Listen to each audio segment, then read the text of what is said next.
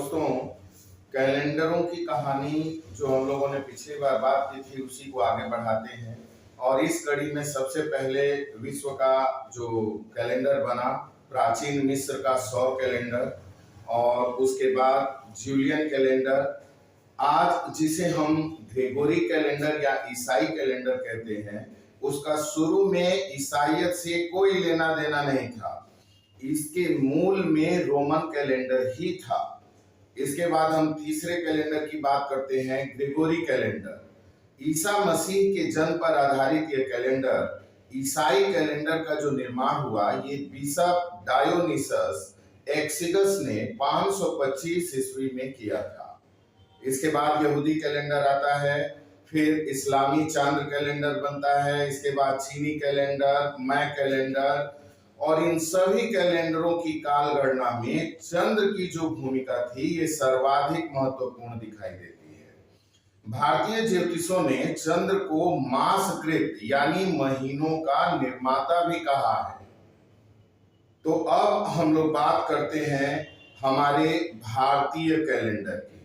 तो भारतीय कैलेंडर में जैसा कि आप सभी जानते हैं कि सिंधु लिपि जो अभी तक पढ़ी नहीं जा सकी है, इसलिए सिंधु सभ्यता के कैलेंडर के बारे में यकीन के साथ कुछ भी कह पाना संभव नहीं है।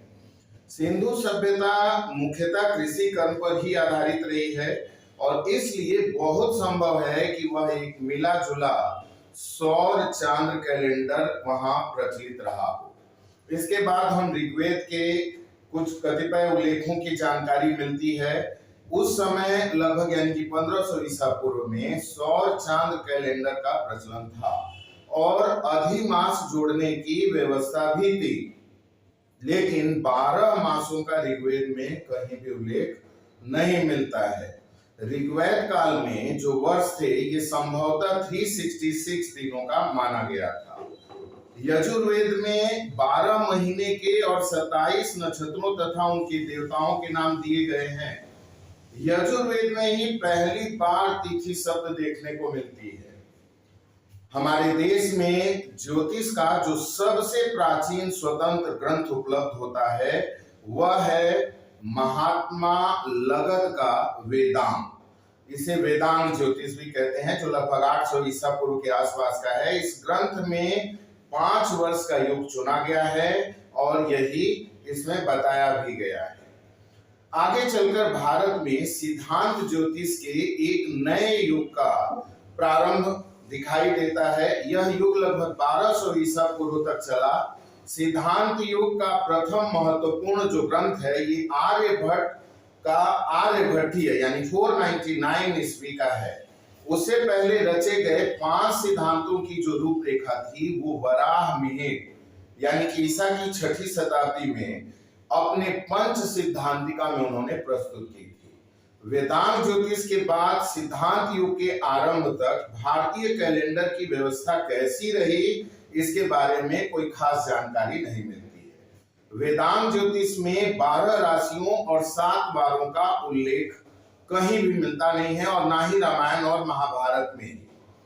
वेदांत ज्योतिष का कैलेंडर जो था ये सिद्धांत ग्रंथों के कैलेंडर से किस तरह विकसित होता गया, इसकी जो थोड़ी बहुत जानकारी है ये वराह मिहिर द्वारा वर्णित 5 सिद्धांतों यानी कि सूर्य सिद्धांत, पितामह सिद्धांत, रोमक सिद्धांत, पुलिस सिद्धांत और वशिष्ठ सिद्धांत में मिल जाती है।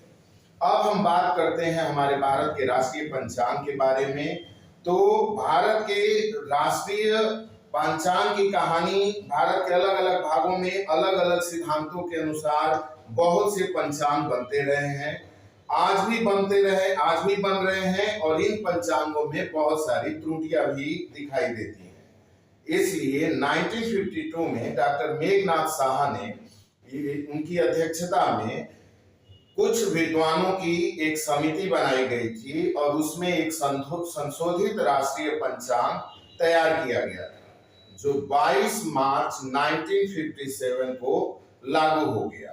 हालांकि इस राष्ट्रीय पंचांग का कुछ ही सरकारी क्षेत्रों में उपयोग हो रहा है, रस्मी तौर पर इसे देखा जा सकता है, लेकिन अब भी पूरी तरह से ग्रेगोरी कैलेंडर का ही प्रयोग होता है। अब हम बात करते हैं प्रस्तावित विश्व कैलेंडर के बारे में। अभी विश्व कैलेंडर जो प्रस्तावित बनाया गया है, ईसाई अथवा ग्रेगोरी कैलेंडर, जो कि भले ही सार्वभौमिक आज की डेट में बना हुआ है, मगर व्यवहारिक तौर पर इसमें बहुत सारी कमियां हैं। महीने के दिन 28 से 31 तक बदलते रहते हैं। चौथाई वर्ष में 90 से 92 दिन होते हैं। वर्ष के दो हिस्सों में 181 व 184 दिन होते हैं। महीनों में सप्ताह के दिन भी स्थिर नहीं होते हैं। महीने और वर्ष का आरंभ सप्ताह के किसी भी दिन से शुरू हो जाता है। इससे नागरिक और आर्थिक जीवन में बहुत सारी कठिनाइयां देखने को मिलती हैं।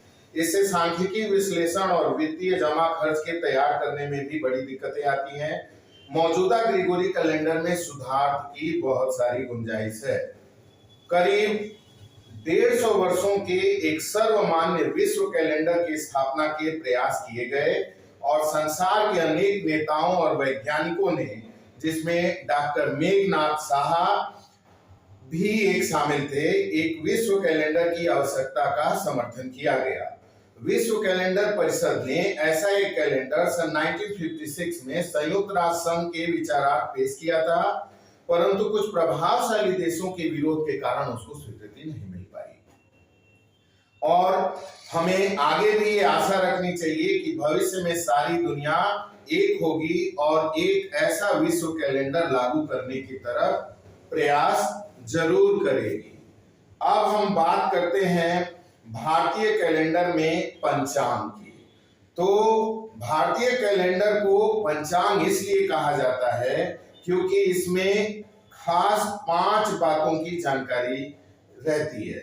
पहला, तिथि, जो दिनांक यानी कि तारीख का काम करती है। सेकेंड, वार यानी कि सोमवार, मंगलवार इत्यादि। थर्ड, नक्षत्र, जो कि बताता है कि चंद्रमा तारों के किस समूह में है। और फोर्थ, योग, यानी कि ये बताता है कि सूर्य और चंद्रमा के जो भोगांश है का अंतर क्या है।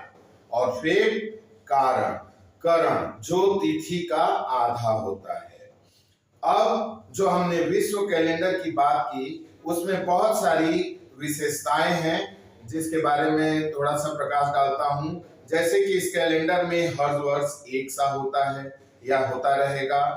प्रत्येक तिमाही समान रहेगी। प्रत्येक तिमाही में ठीक 91 दिन, 13 सप्ताह अथवा 3 माह हैं। चारों तिमाहियां अपने स्वरूप में एक जैसी हैं। प्रत्येक महीने में रविवारों के अलावा 26 दिन हैं। प्रत्येक वर्ष रविवार यानी कि 1 जनवरी को शुरू होता है। हर वर्ष का कार्य दिन सोमवार यानी कि 2 जनवरी से शुरू होता है। प्रत्येक तिमाही रविवार से शुरू होती है और शनिवार को समाप्त होती है। इस कैलेंडर में वर्ष का अंतिम 3 यानी कि 365वां दिन हर साल 30 दिसंबर के बाद आता है और उसे 31 दिसंबर को यानी कि W यानी विश्व अवकाश दिन माना जाएगा। उसी तरह लीप वर्ष के दिन को दूसरी तिमाही के अंत में जोड़ा गया है और उसे 31 जून को L से व्यक्त किया गया है। तो उम्मीद करते हैं कि आप लोगों को ये जानकारी पसंद आएगी। जय हिंद, धन्यवाद।